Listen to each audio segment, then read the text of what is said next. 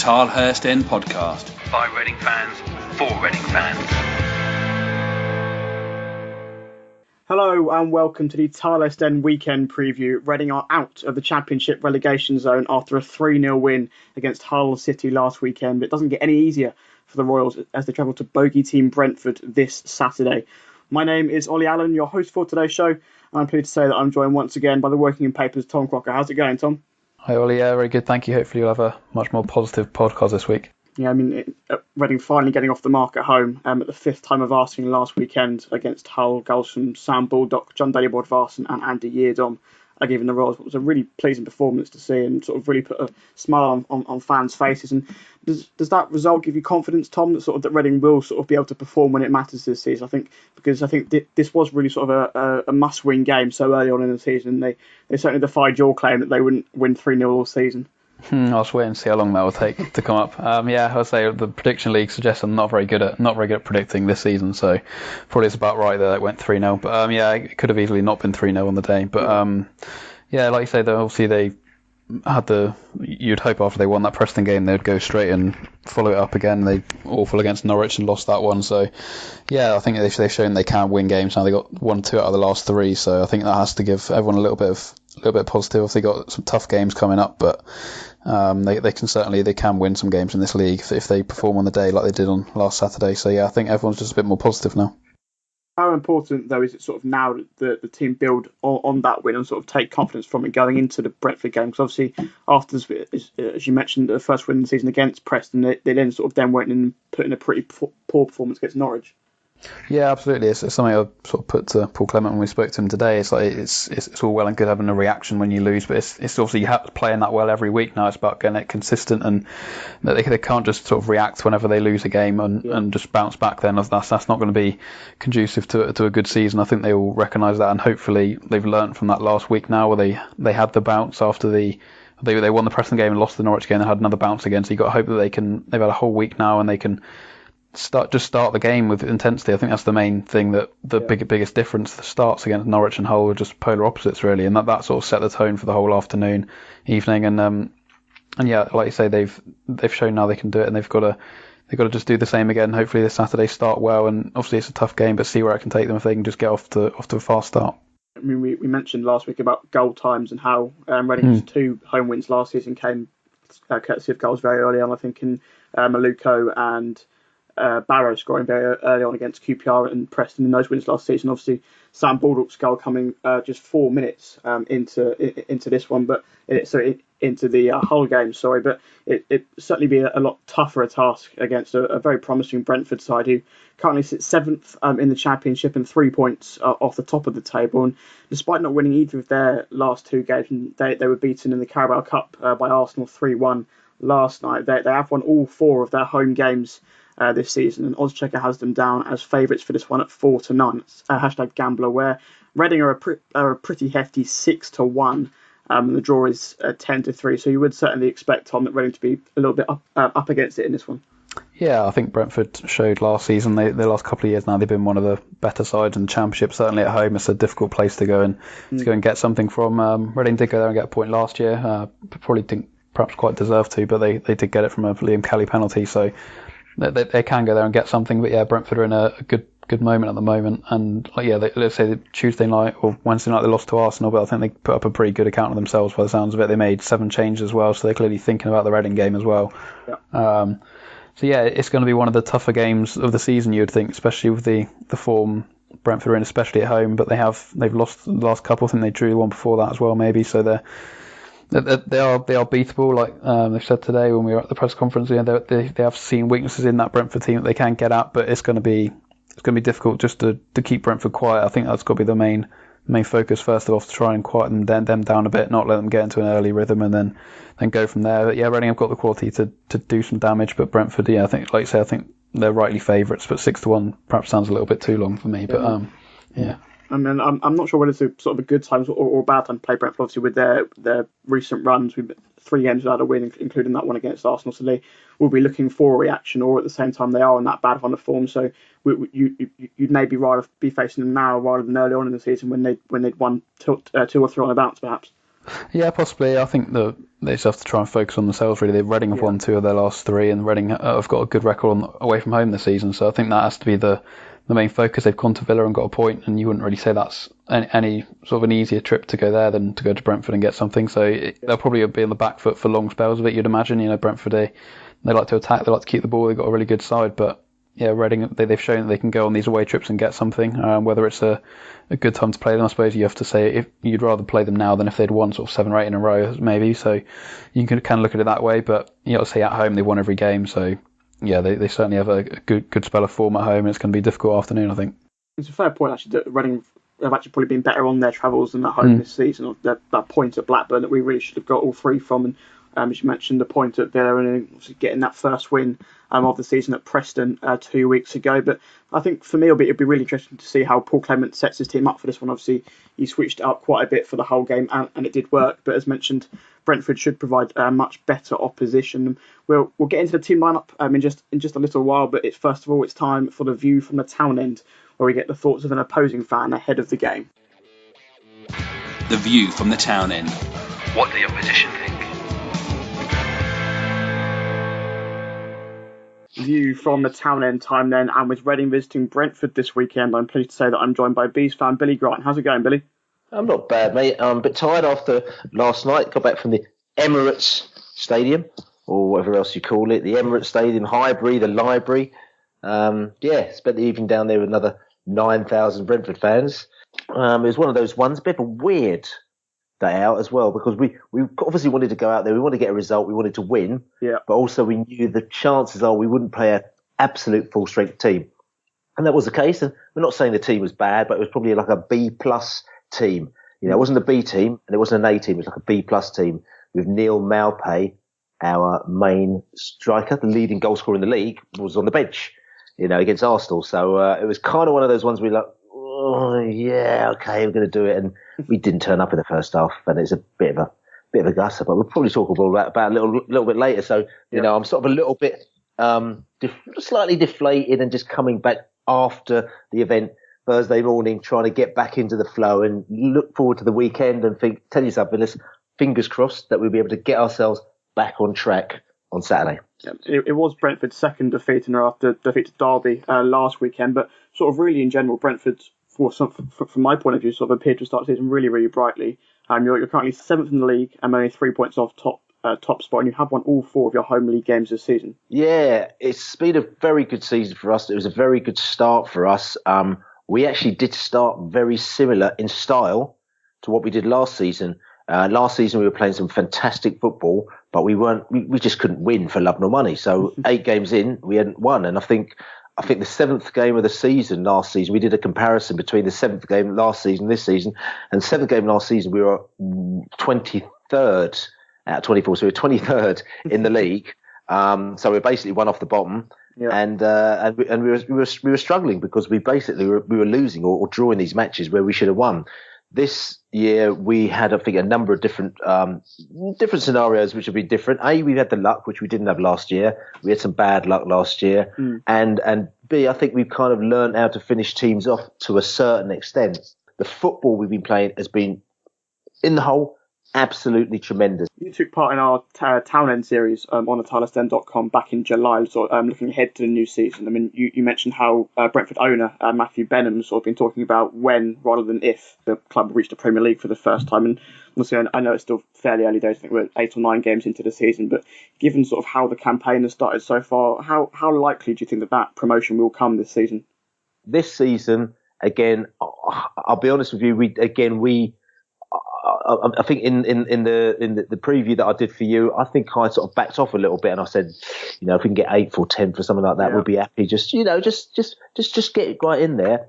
But now we've started playing the games, there aren't that many teams that we're thinking, oh my God, they frighten me. Okay, we went to Derby on Saturday and they beat us quite comprehensively, but again, we didn't turn up.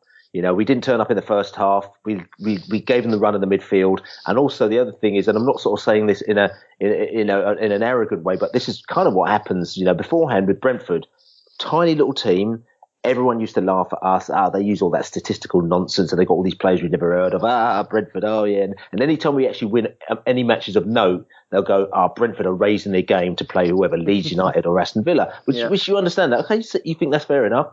But after being in the league for now 4 seasons and doing all right, top 10 after 4 seasons now, and we come out of the traps and we're playing really well, and all of a sudden it's like, oh no, we're not underneath the radar anymore. All the pundits are actually talking about us. This is actually really bad news, because before we sort of revelled at being underneath the radar and everyone taking the pee out of us. But now we're not under the radar. So what happens is when we go to Aston Villa, they play brilliantly, and they're like, we're thinking, cool. And they're, honestly, when we got a draw out of them and we were winning until the 94th minute and they equalised, but we're going to put our hands up and say, not being funny, Villa should have been 3 or 4 up at half time. Our midfield went missing yet again. But, we got the result of that, which was quite good. But, and then we went to Derby, and again, we went there, midfield's gone missing. They've gone bang, bang, bang, hit us on the break. Fair enough, 3 perfectly executed strikes in the first half, and it was all over by the first half.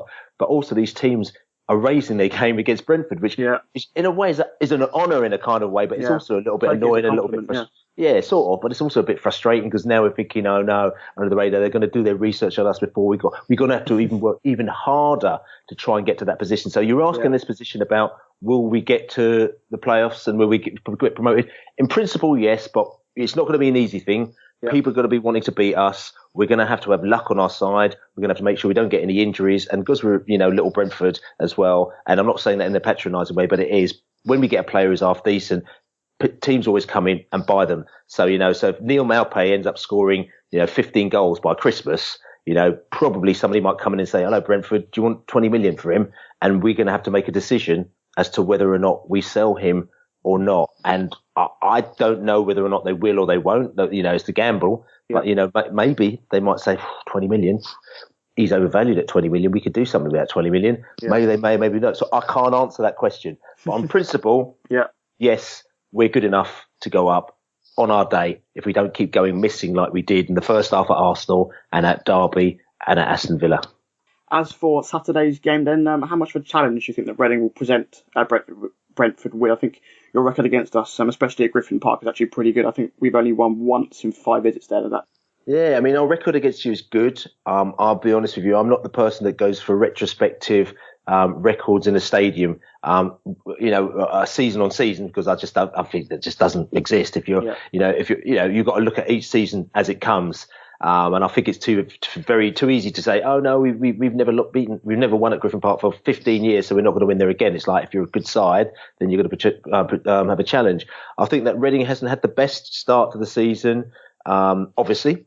But there's been a few issues and a few problems. However, it shows that they've got a bit of fight against them. They went up to Preston. Okay, it was a 6-pointer match as such, a very early 6-pointer, but you went up to P&E and you got a result there. And you got a result at home as well a few weeks ago. Was it Norwich? We beat Hull 3-0 last week. Hull, that's right. That's right. Sorry about that. Yeah, and you got a result against Hull again last weekend. Again, you might say it's a sort of 6-pointer, but again, to get in and get the fight and get the result, that's important. You've got some players there again who are quality players, good players. You paid good money for them. I'm sure they're on good wages, so they're not terrible players. It's obviously, you're still trying to find your feet, trying to find your system. Paul Clement's gone inside there and he's trying to sort of kind of change things around and give Reading a little bit of a thing of their own, I suppose. And it's been not the easiest thing. But however, what I will say is that, you can win games and you do score goals. And I think when we played you last season, you did, there was a lot of energy, lots of running around. I think you were knocking the ball down to one of your players down the wing. And listen, we got to look out for that. I think that also maybe in the past, there may have been a little bit of complacency with Brentford where we'll play particular teams and we'll expect to get a result. And when that result would come, play teams like Burton. Listen, Burton, all right side, but you can't ever expect just because they're down the bottom you're going to get a result from them. So they come to Griffin Park, they put 9-10 men behind the ball, they play a particular way, and we haven't worked out how to break that down. Barnsley came down again, they weren't particularly great, but we struggled again to break them down. We didn't get the win from them. So nothing is set in stone in this division. So Reading coming down, They've had a win under the belt, a couple of wins under their belt recently. They're going to have they're going to be up for it. They've known that we've, lost a couple of games in a row. Okay, one was Arsenal, and one was at Derby last week. They might think, tell you something, let's just hit them on a third one. So we very much need to be on our A game. Yes, we've got a very good home record, and yeah, we are very good at home. We seem to play differently at home, but away from home. But we still need to watch out. And I'm a little bit nervous. I mean, I personally believe we should get a result tomorrow, because if we play like we've normally done with our great football, we should do. But I'm a little bit nervous that, maybe things over the last week may affect us. If Brentford do come out on top, who do you think sort of be the key player in that win, or sort of Brentford's key player in general? I think without a shadow of doubt, even though, again, we do play as a team, but the key player is Neil Maupay. If Neil Maupay isn't playing, we struggle a little bit to score goals. We went up at Blackburn, we had lots of chances. They had one chance and they scored the one goal. They won that game because he was suspended for 3 games for a very stupid stamp up at Aston Villa. When he came back, we did notice the difference. Okay, he didn't get the result at Derby last week, but he is definitely got to be in his bonnet. And you could see against Arsenal yesterday, he was on the bench, ironically, for about, 70, 75 minutes. Brought him on for the last 15 minutes. When he came on, even the Arsenal fan said to me, "Oh, he's a bit lively, isn't he?" And he's that player who always can, either he creates chances or he does stuff which may create holes and chances for other players. He's a very good player, and he's come on leaps and bounds from last season. I mean, last season he scored 12 or 13 goals, but he missed an absolute shed load of goals, and he got lambasted by fans. And Moose from TalkSport lambasted him because he missed that goal up at Cardiff from about 3 yards, and it was all over social media. But I'm not saying that you know it all, but at the end of the season, beginning of the season, I said to him, trust me, Neil Maupay, A, he's going to learn from that, and B, any striker who keeps on creating and having so many chances, he can only get better. He's only young. So, when you've got a striker who gets one chance a game, okay, that's fair enough. And he scores it, fine. That's great, 100%. But if you've got a striker who has 15 chances a game and he scores 3 of them, I would probably rather have that, because you're thinking there's something magic happening here. Somebody's been able to create and be involved in goal scoring situations. No, he's not putting them all away, but he scored 3 out of 15. My man scored 1 out of 1. If he scored 3 out of 15, hopefully within a year's time, he'll be scoring, 6 out of 15, and then 8 out of 15, and then 10, what I'm saying? Just like that. Neil Maupay is that type of player, and he's a very, very good player. He's got players around him like, Sawyers is a good player. Ben Rama on his day on the wing, he's also a very good player. We just got him in, little Algerian player as well. And obviously Chris Mepham at the back, who we rested. We rested Chris Mepham for the Arsenal game, So he came out, he's been playing lots of minutes this season, so he got rested. And Janvier, our French defender, had his, he had a little run out. He's only played about 3 or 4 games. And so I expect Chris Mepham, who was in our B team a year ago, playing against lots of QPR and Notts County and probably Reading B as well, Reading under 23s a year ago. Now he's our first choice centre back who plays, who's first choice pretty much for Wales centre back. And also, he's roommates with Gareth Bale. It's like a really weird sort of kind of transition for him. I mean, I spoke to his dad on the train on the way back from Derby last Saturday, and he was talking about, the fact that his son's just so happy to be in the side, and he loves being, the top player, the number 1 choice player, and he's just really looking forward to carrying, because that's, because we sort of say, look, obviously teams have been sniffing around you. Bournemouth bid, I think, 12 million for him, and we turned it down, believe it or not. And I just said, this is kind of understandable. If you've got Premier League teams sniffing, and he's going, listen, Bill, he's so happy to be at Brentford, and as far as we can see, he's going to be staying at Brentford unless something else happens, in the ether. And I just thought that's actually a really quite a good sign that, players are not at the first opportunity going, oh God, I've got Premier League sniffing at me, I better go now. So I think this is that's quite a good indicator that the camp seems quite settled. We only lost a couple of players over the season. The ones that we lost, the kind of like we already replaced them before they left. So I think that's a key factor in probably how Brentford is going to do this season, because it's got a much more focused and we know what the goal is type squad. Finally, then Billy, I'll ask you for your score prediction for Saturday. Saturday, I'm going to say, right, we're at home. Yep. We've had a couple of not brilliant results behind us. To be fair, they rested quite a few players. Like I said, goalkeeper Dan Bentley, Malpay, Josh McEachran and Lewis McLeod, I think, were arrested as well for the Arsenal goal. So we've had quite a few players that are arrested for that game at Highbury. We shall all come back into the side on Saturday. And I think that we've done this deliberately because we're focusing 100% on the league. So if we didn't get a result at Arsenal, I'll be absolutely gutted if we don't get a result against Reading after resting all those players. Well, so they might as well put them all in on Wednesday night. So I'm going to go for a 3-1 win to the Bees. I mean, I was actually going to say quite something similar. I think despite obviously Reading's 3-0 win over Hull last weekend, I can't really look past a Brentford victory for this one. But as you mentioned, I think it could well be very entertaining. I think we've got the second most goals in the bottom half of the table, and you rank third for goals scored in the whole division. So yeah, I'd like to think so. But like I said to you, we need to be on our toes, 100%. My thanks then to you, Billy, for joining me on The View from the Town End. All the best on Saturday and for the rest of the season. Nice one, mate. Okay, cheers. It's now time then for me and Tom to discuss Reading's team news ahead of Saturday and pick our preferred lineups for the game. Get social with the boys. Find them on Twitter at the Tilehurst End and facebook.com/the Tilehurst End. Welcome back to the Tilehurst End weekend preview, looking ahead to Brentford versus Reading, and it's time to look at the team news for Saturday's game. And John O'Shea is obviously suspended after his red card last weekend, but injury-wise, Tom, is it very much the same as last weekend, or are there any absentees nearing return? I think Paul McShane and David Myler probably appear to be the closest to the first team. I think those two, it sounds like they're probably going to be a little bit too soon for this weekend, but I think they're meant to be rejoining training sort of Friday, possibly in the view of possibly being involved on Tuesday night. But it sounds like both Tyler Blackett and Mannone should be available. Blackett has been in training all week, full training, so he should be fine to come back in after his hamstring problem. And Vito Mannone started training on today, Thursday, so that'll be a decision for Clement to make whether he wants to throw him straight back in or not. And then you've got the longer term ones. Omar Richards is actually injured. I wasn't aware of that before today, but he's out for quite a while, the hip problem.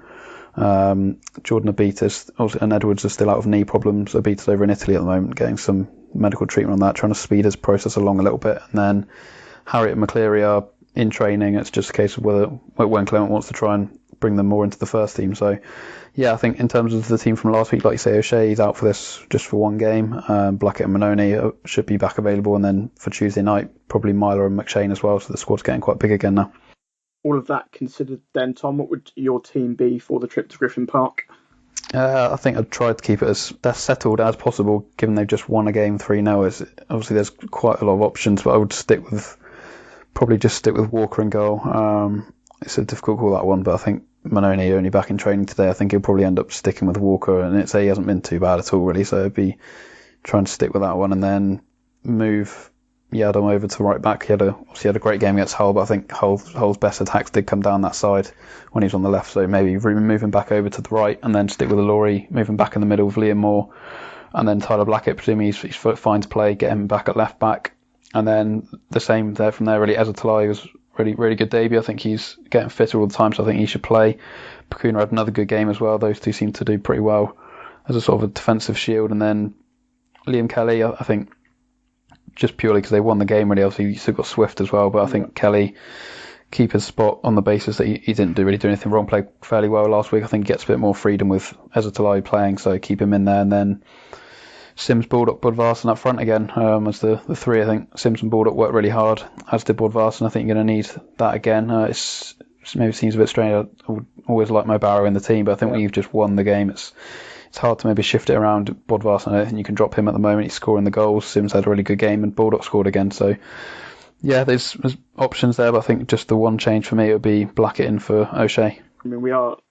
My actually only change was going to be Barrow in for Sam Baldock. Actually, we're usually on the same page with these sort of preferred team lineups. And as I said, my team is just one different. I would also have Tyler Blackett back in to replace John O'Shea. But as I said, I would have Mo Barrow probably back inside over Sam Baldock, and we'll start there very briefly. I think obviously Baldock started playing on the left wing against Hull, and as you mentioned, if he got his goal, he played quite well there. But personally, for me, I'd always have to have a natural winger there. But I think especially if that one is Mo Barrow, who I thought actually looked very dangerous again last weekend when he came on. But obviously Bodvarsson also scored last weekend, so I think Clement prefers to play that sort of stick that one up front. Obviously with Bodvarsson in such good form, I think if he does want to play Baldock, then it will have to be on that left wing. Yeah, possibly. He could still go back to two up front. I think obviously he's wanted to have a little look at Eztali and see exactly what he's got, and he could be possibly play a diamond and play him in front of the back four. That could work maybe, and then play another midfielder in there and play with two up front. I think that could be something he might use further forward. I'm just thinking that obviously when you just won the game, that front three seemed to work pretty well. Like I said, I think Baldock wasn't brilliant on the day. I think Sims was probably better, and I wouldn't be against having Barrow in there, but I think because they're going to be on the backward foot quite a bit, and I think Baldock might just offer a bit more going backwards. And obviously they got another game on Tuesday night, so I'm sure Barrow will play plenty of minutes across those two games. It's a good decision to have two players in decent form. So yeah, I think one or the other. But yeah, I think apart from that, like you say, we've picked fairly similar again. I mean, I suppose as you mentioned, Paul Clement may well want to sort of keep that team as close together as possible. I think after the Preston game, he tried to keep it quite similar against Norwich, but obviously there is one enforced change with John O'Shea. He's suspended after his red card. I think it is a real shame actually that change has to be made, because not only sort of did John O'Shea play quite well in central defence again, I think he played quite well against Watford and again against Hull, and it also meant that Thiago Laurie had a really great game actually at right back, and he'll probably have to move back inside now that O'Shea is suspended. But so how does Paul Clement sort of reshuffle that himself? I think obviously we've both gone with Blackett to go to left back, which will push Yeards on to right back and Laurie in the middle. But do you think we could see him potentially bring a more experienced head in the side? I think we saw. You said that Paul McShane might be a little bit too soon for him, but do you think Chris Gunter might come back into that side? Yeah, it's certainly a possibility. When you look at it, that's probably the sort of most sensible way of maybe doing it without shifting things about too much, obviously. But I think Yeardom is more comfortable at right back, so it's not like it's a negative to shift him across from left to right and then bring Blackett in. But yeah, Gunter, like you say, he tends to play every game, dropped out for the first time last week, so it'll be interesting to see if he does bring him straight back in or not. Obviously, he's not been in the best of form, but it'll certainly be an option. It's going to be interesting to see. I think it sounds like O'Shea probably will come back in when he's available again on Tuesday night. So then you look at it and you go, does Laurie go back to right back again and Yeardom back to the left? Is that what they stick with? But there's certainly a lot of options there at the moment. It's difficult to pick out exactly what it's going to do, and obviously Gunter won't be happy sitting on the bench for very long, so he's got to bring him back in at some point. But I think right now, Blackett's had a good season, deserves to come back in, and I think the other three from last week all played well enough to keep their spots as well, so that would be the way I'd go about it, I think. I mean, but behind them, as you mentioned, Vito Merlin might be back. It might be a little bit too early sort of for him to be selected on Saturday, but when he is fit, perhaps on Tuesday night, does Sam Walker sort of keep his spot? Has he made sort of the goalkeeper position sort of his to lose now? I'll say it's a really difficult one. He hasn't really done too much wrong. I think he sort of fumbled one, which Hull scored, but it was offside in the first half. But apart from that, it's not like he's come in and made many errors. But on the flip side, Manone obviously had that one on the opening day, but he'd been playing pretty well until he got injured as well. So I'm not sure either of them have been so brilliant that they've nailed down the spot. It's just whether Clement fancies Manone as his number one still, or if he's seen enough in Walker in the last few games. I think Walker will probably keep a spot for now, just from the fact that he's played, just kept a clean sheet. They were very, very keen to mention that they got that clean sheet, very happy about that. So I think they'll try and keep it as settled as they can. But yeah, it's going to be, they've got so many goalkeepers there as well now, it's going to be difficult to justify having Manone there just as a backup. So yeah, it's going to be tough to choose, but I think right now he'll probably just about stick with Walker and see how he gets on at the weekend. Yeah, it's the first clean sheets of the season in the league for Reading with Sam Walker in goal. And it will be interesting to see sort of when both are fit, having both sort of now played a couple of games this season, who Clement goes for. I said at the start of the season I wouldn't be surprised to see Walker sort of take that number one jersey sort of at some point throughout the season, because I think there wasn't a desperate sort of need to get in a goalkeeper over the summer. I mean, if you're presuming that Manone was going to be the number one, with Ansi Yakola sort of as backup, but we have seen sort of Walker play now, and we have seen that Clement does like him. And obviously, he managed Walker with the Chelsea youth teams, I think, so he certainly sort of is his favourite goalkeeper. But it'll be interesting to see now that Walker's played a few games after Manone started the season, which one he picks. But I think that might be a decision perhaps for Tuesday against QPR rather than on Saturday, but we shall see. Finally then, Tom, I'll ask you for your prediction for the weekend. We both correctly said that Reading would beat Hull last weekend, but has that restored your faith in the team? Can we make it 2 wins on the bounce at Griffin Park?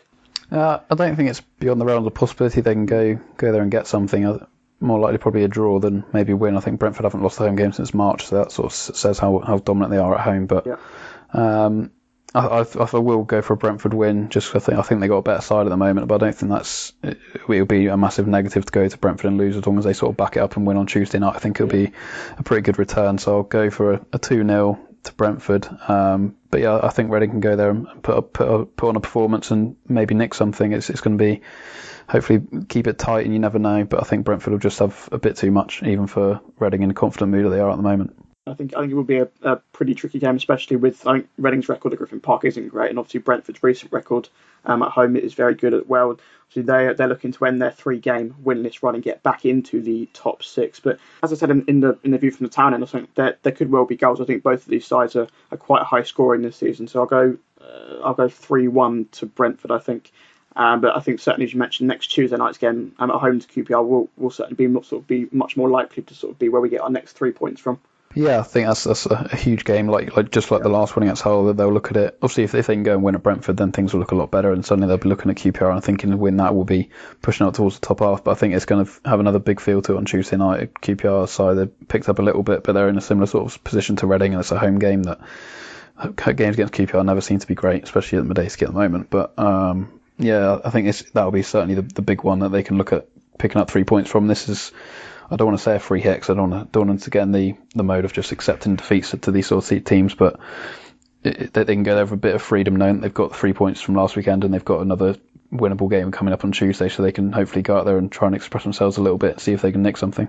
I think the games against the teams around you when you're sort of in that bottom area sort of are much more important than the ones against the top, and I think that's what we sort of struggled with last season. We didn't particularly get the results when it mattered against the sides around us. We lost at home to Burton, lost at home to Birmingham, and drew with Sunderland towards the end of the season as well. So sort of to get that win against Hull, who are likely to be sort of a team that are going to be finishing around the bottom, probably with us towards the end of the season, was sort of a big result. But that QPR game will be previewed on the main show with Mark Mayo early next week, with a full look back on the Brentford match as well. And if you haven't listened to the show from earlier this week, I would thoroughly recommend going back and doing so. Mark is joined by Simeon Pickup and Paula Martin to review the win over Hull and also discuss how the women's team are getting on so far this season. It's sort of been a mixed start to the campaign for them. As for this show, the weekend preview, we'll be back at the same time next week to look ahead to Reading's trip to West Brom. In the meantime, of course, go and check out the tilehurstend.com for all Reading FC related content, from reports to ratings to analysis. And on a similar note, Tom, what can we look forward to on the Wokingham paper in the next week or so? Yeah, so we'll have the preview for the Brentford game from the press conference today. We spoke with Paul Clement and Sam Baldock. Also, column from Simeon. He's done one this week. That's gone up today, so that's online now. And I'll be at the Brentford game and the QPR game, so that'll be all covered online and on my Twitter at Tom J. Crocker for that. Fantastic. Make sure you go and check that out. Thank you very much, Tom, and then for joining me on Tilehurst End preview once again this week. Thanks, Ollie. Cheers. No worries. And thank you at home for listening to this week's show. Once again, safe journey if you're making a short trip to Brentford this weekend, and come on yours. The Tilehurst End podcast. By Reading fans, for Reading fans.